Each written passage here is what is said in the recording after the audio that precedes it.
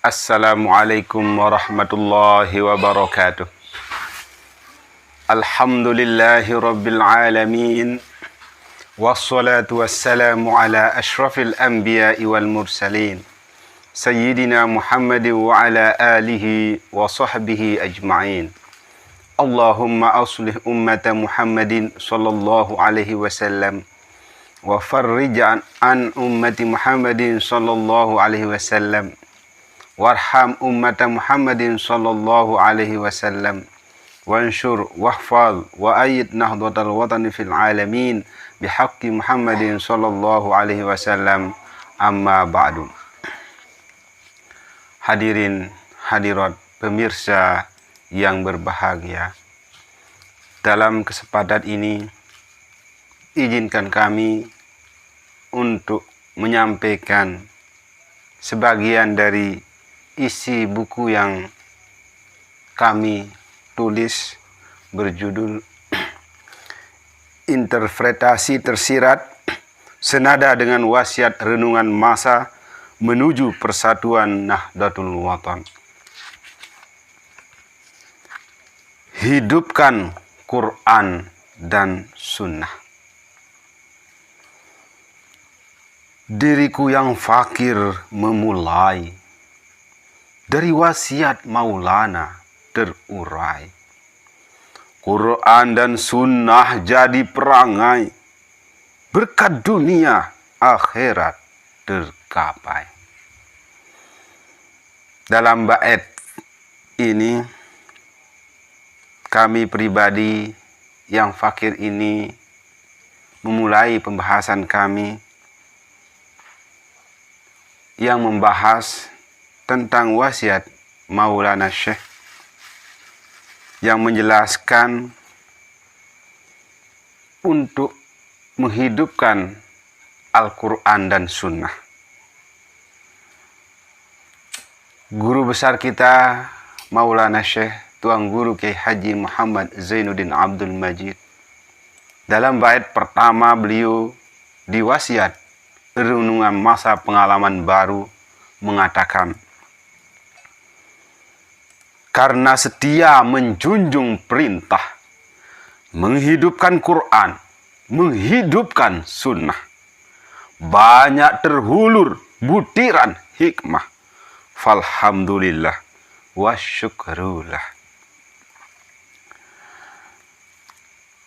Nah, dari wasiat Bapak Maulana Syekh ini, kita dapat mengambil pelajaran bahwa apabila kita berusaha selalu menghidupkan Al-Quran, menghidupkan Sunnah, kalau kita berusaha untuk selalu setia mengamalkan ajaran Al-Quran, insya Allah beliau mengatakan banyak terhulur butiran hikmah. Hikmah artinya sesuatu yang baik, suatu keadaan yang menimbulkan kebaikan terhadap siapapun yang menghidupkan Quran dan menghidupkan Sunnah. Kita tahu bahwa Al-Quranul Karim adalah firman Allah Subhanahu wa Ta'ala. Kita paham bahwa hadis Sunnah Rasulullah Shallallahu Alaihi Wasallam adalah ajaran-ajaran, patwa-patwa, nasihat-nasihat Rasulullah Shallallahu Alaihi Wasallam yang diajarkan kepada kita sebagai umatnya. Quran dan Sunnah itu wajib kita berusaha untuk mempelajarinya, mengkajinya, menelaahkannya, memuzakarahkannya, dan mudah-mudahan dengan itu semua kita akan bisa untuk menjalankannya. Guru besar kita Bapak Maulana Syekh di bait wasiat yang lain menerangkan bahwa landasan kita adalah Quran, hadis, ijma, dan qiyas. Nah, bagi kita khususnya warga Nahdlatul Watan, yang mengakui diri, yang setia, yang menganggap dirinya murid, abituren, warga Nahdlatul Wathon, maka landasan-landasan keempat, landasan tadi, Quran, hadis, ijma' qiyas itu, bisa juga kita menambahnya dengan wasiat dan fatwa guru besar kita, Bapak Maulana Syekh. Kemudian kami menulis, berusaha untuk menginterpretasi wasiat Bapak Maulana Syekh tadi dengan mengatakan, Quran dan sunnah telah tetapkan, akidah ibadah diperhatikan, akhlak dan bahasa dihaluskan, kompak utuh bersatu segerakan. Nah, alasan kami di sini membahas, mengungkit, mengaitkan wasiat Bapak Maulana Syekh tadi. Akidah ibadah diperhatikan, karena di dalam Al-Quran hadis, begitu juga dengan ajaran guru besar kita Bapak Maulana Syekh, selalu mengajarkan supaya bagaimana akidah dan ibadah kita baik, bagaimana supaya akhlak dan bahasa kita dihaluskan. Bapak Maulana Syekh sering menjelaskan bahwa bahasa menunjukkan bangsa. Jadi mari kita perbaiki akidah, ibadah, kemudian akhlak dan bahasa kita di dalam pergaulan kita sehari-hari. Mari kita berusaha untuk menjadi lebih baik lagi. Nah, kemudian kami menambahkan di sini dengan mengatakan kompak utuh bersatu segerakan. Nah, ada kaitannya dengan judul buku kami, yaitu menuju persatuan warga Nahdlatul Wathon, menuju persatuan Nahdlatul Wathon. Kami berharap di sini supaya persatuan itu kita segerakan. Mari kita hilangkan alasan, syarat, dinding-dinding pembatas terhadap terjadinya, tercapainya harapan kita untuk menjadi umat, menjadi warga Nahdlatul Wathon yang selalu kompak, utuh, tegak, teguh, bersatu. Mari kita segerakan, mari kita upayakan, mari kita tingkatkan ukhuwah kita, sehingga asumsi, pandangan, pendapat orang lain yang mengatakan bahwa warga Nahdlatul Wathon itu pecah, itu sirna, tiada lagi. Kenapa? Karena kita sudah membuktikan bahwa kita selalu bersama-sama, bahwa kita di dalam barisan Nahdlatul Wathon itu ada satu barisan, yaitu barisan Nahdlatul Wathon. Di dalam Nahdlatul Wathon itu kita selalu bertemu di satu aren yang menjadi arena tempat kita berkumpul, khususnya misalnya pada waktu hultah. Nah, jadi banyak hal yang terkait dengan persatuan yang harus kita kokohkan. Baik itu kita buktikan dengan silaturahmi, kebersamaan, kita buktikan dengan saling tolong-menolong, kita buktikan dengan tidak ada lagi perkataan, ungkapan yang mengatakan bahwa warga Nahdlatul Wathon pecah.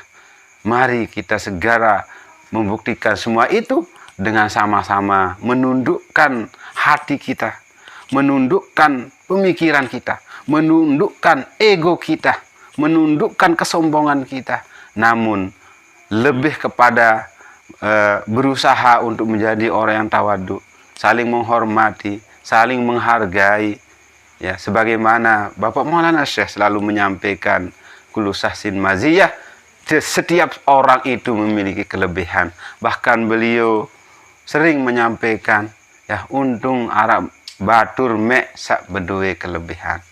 Nah, inilah ajaran-ajaran Bapak Maulana Syekh. Lalu kami di sini, ya, menulis kompak utuh bersatu segerakan. Jadi mari kita buktikan keinginan kita, niat kita, tekad kita dengan bersama-sama menyatakan bahwa warga Nahdlatul Wathon selalu kompak, utuh, tegak, teguh, bersatu sepanjang zaman, dan kita tiadakan ciri-ciri, karakter, sikap, tingkah laku, keadaan yang mengindikasikan atau bahkan berpotensi untuk membuat bekas-bekas, membuat perkataan-perkataan atau sejarah-sejarah yang bermakna perpecahan. Mari kita tinggalkan semua itu sehingga betul-betul kita sebagai warga Nahdlatul Wathon dan sebagai umat Islam betul-betul bersatu sepanjang zaman. Karena persatuan itu merupakan ajaran Al-Quran dan Al-Hadis, dan begitu juga perpecahan itu merupakan larangan Al-Quran dan Hadis, dan ini juga merupakan perintah, persatuan juga merupakan perintah guru besar kita Bapak Maulana Syekh, dan perpecahan itu merupakan larangan guru besar kita Bapak Maulana Syekh. Kemudian kami menulis, orang sekarang hanya setia kepada nafsu syahwat semata. Perintah ilahi tak kasat mata, setan memerintah dipandang nyata. Nah, bait pertama, orang sekarang hanya setia. Ini hanya tulisan, tidak mengklaim. Cuma karena ujian kita yang hidup pada zaman sekarang ini banyak sekali yang akan membuat kita lupa terhadap perintah Allah Subhanahu wa Ta'ala. Dan ini juga kita jumpai pada diri kita sendiri. Kita sadar terhadap itu, bahwa terkadang kita setia kepada nafsu syahwat semata. Nah, kalau kita merasa seperti itu, mari kita sama-sama untuk jangan kita setia terhadap perintah syahwat dan nafsu itu. Namun sebaliknya, kita setia kepada perintah Allah Subhanahu wa Ta'ala. Perintah ilahi tak kasat mata. Nah, sebenarnya sudah jelas. Perintah Allah Subhanahu wa Ta'ala dalam Al-Quran, Al-Hadis, itu dijelaskan dalam kitab juga. Namun karena ujian dan cobaan, karena kehidupan zaman modern ini yang menjadi ujian kita, perkembangan zaman, perkembangan teknologi dan informasi, di mana-mana media sekarang, medsos sangat bebas sekali. Ini menjadi ujian sekaligus menjadi kesempatan kita untuk menggunakan teknologi itu menjadi sesuatu hal yang bermanfaat, supaya jangan seperti setan memerintah dipandang nyata. Nah, jangan seperti itu. Lalu mari kita bunuh, kita lawan perintah setan itu, perintah hawa nafsu itu dengan banyak-banyak kembali setia menjunjung perintah Allah, menghidupkan Al-Quran dan Sunnah sebagaimana wasiat Bapak Maulana Syekh. Quran dibaca sekali setahun, berlangganan koran bertahun-tahun. Hadis dibaca mungkin nunggu pikun, setelah pikun maut menuntun.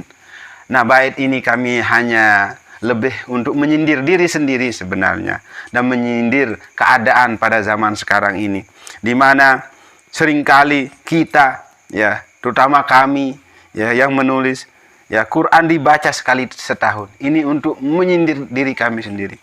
Berlangganan koran bertahun-tahun. Nah, mungkin dulu koran, tapi sekarang HP. Jadi bukan berlangganan lagi. Jadi kalau HP kita tidak kita bawa, itu merasa kehilangan. Karena di HP sekarang sudah bebas. Kita mau komunikasi, kita mau mencari informasi, mencari sesuatu di HP, dengan internet, jaringan internet yang begitu luas, maka sangat gampang sekali. Nah, namun Al-Quran terkadang kita lupa, terkadang kita tidak ingat. Nah, hadis dibaca mungkin nunggu pikun. Nah, mungkin kalau Al-Quran masihlah kita banyak mendengarnya, tapi coba kita melihat di situasi kita, pada diri kita, di lingkungan kita, kampung kita, desa kita, tempat kita, terkadang hadis ini jarang diungkapkan. Kalau orang mengaji mungkin di setiap desa, di setiap masjid banyak yang mengajarkan anak-anak mengaji, namun hadis ini jarang sekali. Nah, lalu kami menyindir diri kami, mengatakan hadis dibaca mungkin nunggu pikun. setelah pikun maut menuntun. Nauzubillahi min zalik. Jangan sampai seperti itu yang terjadi pada diri kita. Selanjutnya kami menulis, bila Quran sunnah dipendam, akhlak manusia semakin kejam. Di mana-mana orang saling dendam, seakan-akan lupa jahanam. Nah, jadi di sini kami menyindir diri kami sendiri bahwa bila Quran sunnah dipendam, artinya tidak mau dibahas, tidak mau didiskusikan, tidak mau dibaca, tidak mau ditelaah, tidak mau dikaji, tidak mau dilaksanakan, maka akhlak manusia semakin kejam. Artinya bahwa tidak ada rem, tidak ada referensi, tidak ada panduan, tidak ada yang menjadi petunjuk, yang menjadi berita, yang menjadi kajian kita, sehingga kita mau kembali untuk mengajarkan ajaran Allah Subhanahu wa taala. Maka inilah yang terjadi, di mana-mana orang saling dendam, seakan-akan lupa jahanam. Nah, karena kaitannya dengan buku kami, yaitu menuju persatuan, maka dengan sebab tidak mengamalkan Al-Quran tersebut, misalnya dalil Al-Quran yang mengatakan wa'tasimu bihablillahi jami'a wa la tafarraqu, ini jelas-jelas perintah untuk berpegang teguh kepada tali ajaran agama Allah dan melarang untuk berpecah belah. Nah, begitu juga dengan dalil-dalil yang lain, seperti innamal mu'minuna ikhwatun fa'aslihu baina akhawaikum. Nah, ini betul-betul ajaran agama. Ini betul-betul firman Allah Subhanahu wa taala di dalam Al-Qur'an. Tetapi karena ini dipendam, karena ini tidak dibahasakan, tidak diserukan, tidak dibahas, tidak dikaji, maka inilah yang menyebabkan akhlak manusia semakin kejam. Di mana-mana orang saling dendam. Padahal dendam itu dilarang oleh Allah Subhanahu wa taala. Dengan dendam kesumat itulah akan menimbulkan perpecahan, akan menimbulkan peperangan, akan menimbulkan kebencian, sehingga kita saling dendam, sehingga kita saling cuekin, sehingga kita saling tidak menghiraukan. Nah, nauzubillahi min zalik. Nah, seakan-akan lupa jahanam. Padahal apabila kita lupa terhadap agama, apabila kita berkelahi, apabila kita berpecah belah, ini berarti bahwa neraka tempat kita. Karena di dalam hadis dijelaskan, barang siapa yang tidak saling sapa, tegur sapa 3 hari, maka 40 hari amal ibadahnya tidak diterima. Bahkan kalau sampai tidak saling sapa, tidak sapaan, terus kemudian orang tersebut meninggal dunia, dakhalan nar. Inilah keterangan agama, inilah keterangan hadis yang harus kita betul-betul kaji dan harus kita betul-betul sama-sama memakluminya dan menjalankannya.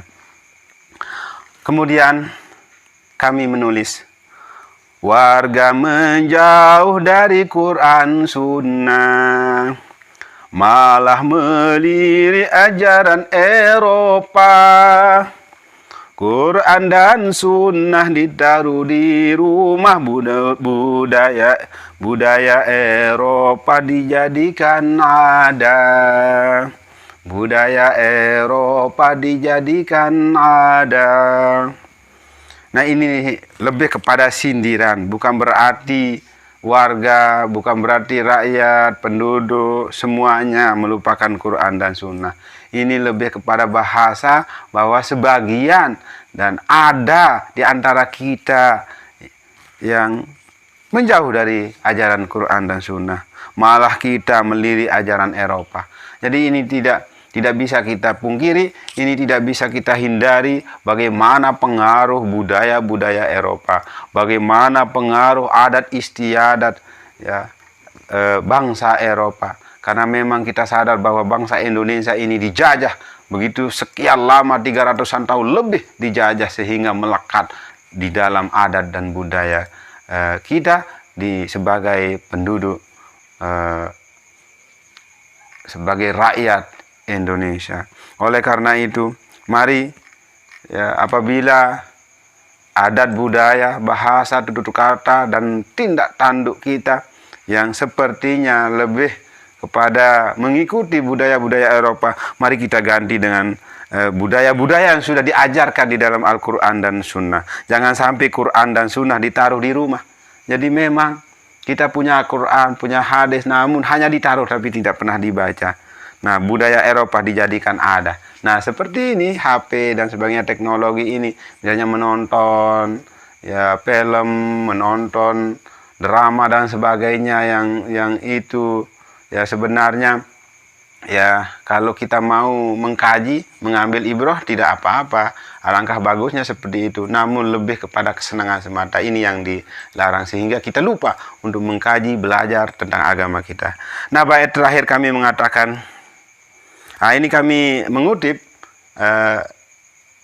wasiat Bapak Maulana Syekh, beliau mengatakan, ayo hai Nanda, perbaikilah iman, luruskan etikat kepada Tuhan, jangan Nanda tersesat jalan, ninggalkan sunnah, membuang Quran.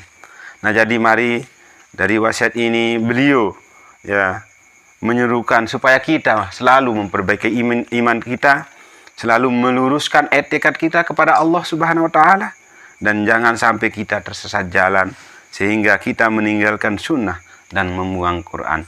Inilah larangan guru besar kita Bapak Maulana Syekh. Ya, jangan sampai kita etikat kita salah, jangan sampai jalan kita salah, jangan sampai kita jauh dari ajaran Al-Quran dan Sunnah. Nah, kesimpulannya, mari pemirsa yang berbahagia, mari kita berusaha untuk setia menjunjung perintah Allah Subhanahu wa taala.